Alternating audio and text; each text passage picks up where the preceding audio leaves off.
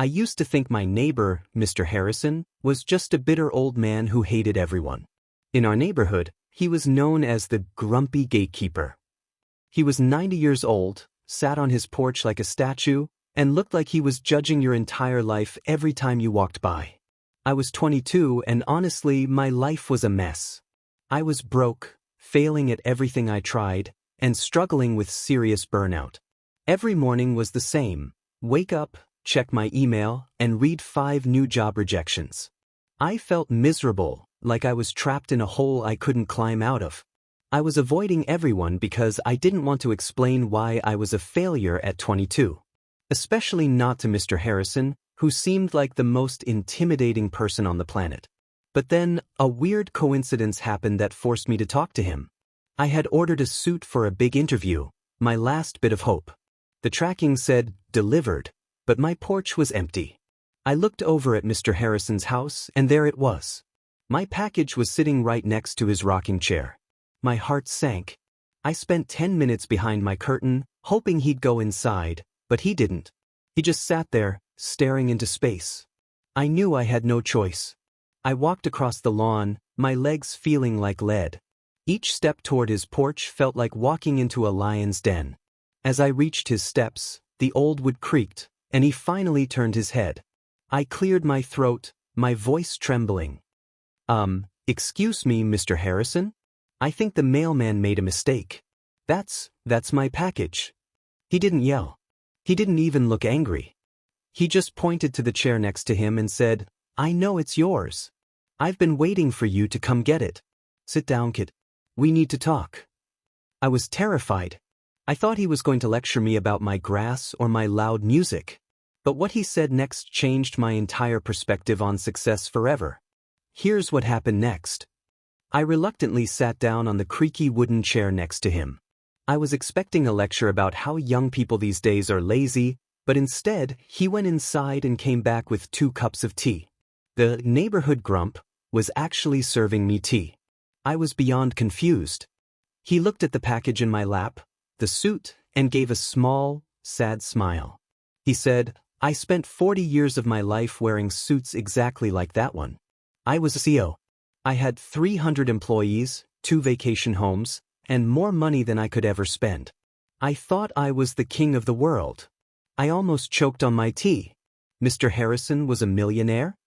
He looked at me and said, "But I lost it all. Not because the business failed, but because I realized I had spent my life chasing things that didn't actually matter. I see you walking past my porch every day, looking like you're carrying the weight of the entire world on your shoulders. You're doing exactly what I did." Then he looked me dead in the eye and gave me 3 rules that felt like a slap in the face. First, he said, "If it won't matter in 5 years, don't you dare spend more than 5 minutes worrying about it." I realized I was losing sleep over a job interview that I probably wouldn't even remember by next month.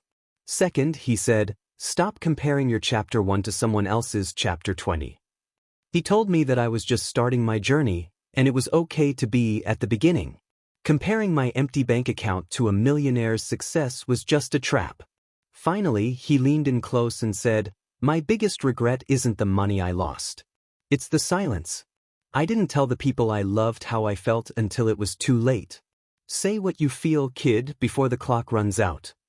I sat there in silence for a long time. The tea was getting cold, but my head was spinning.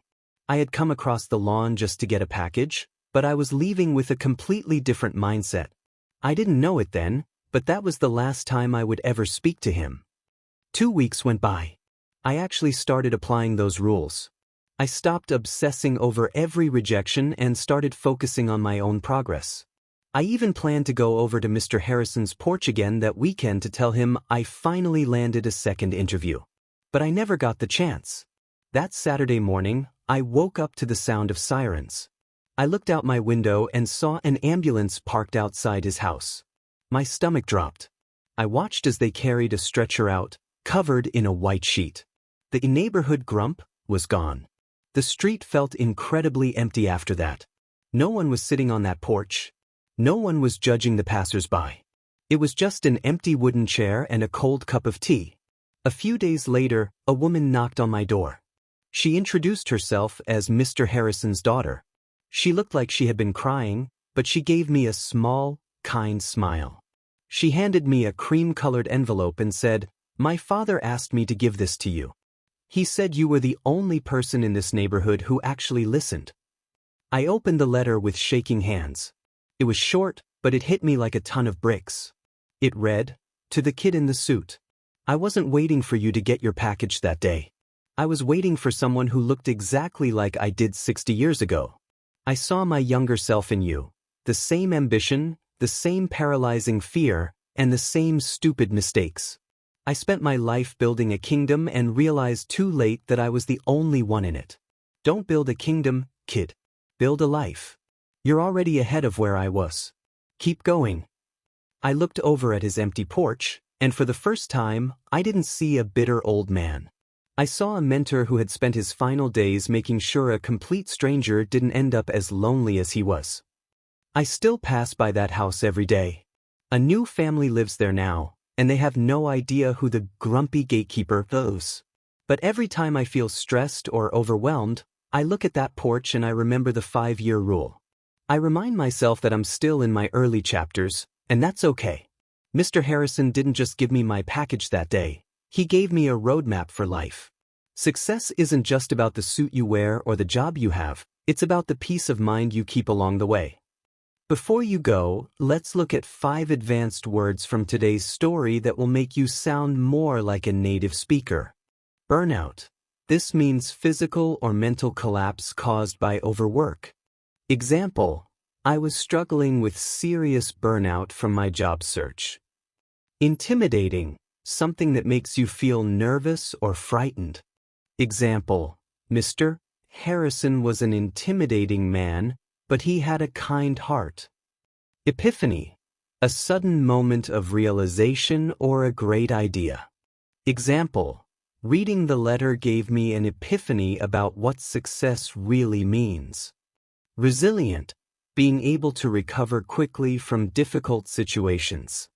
Example: to survive in the corporate world, you have to be resilient. Miserable. Feeling very unhappy or uncomfortable.